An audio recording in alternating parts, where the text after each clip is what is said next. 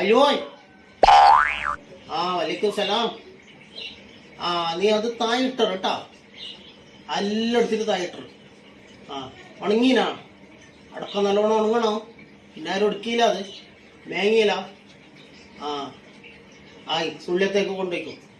ഞാൻ വരുന്നറിഞ്ഞു, ഞാൻ ആസ്പത്രിയിൽ വന്നിട്ടുണ്ട്.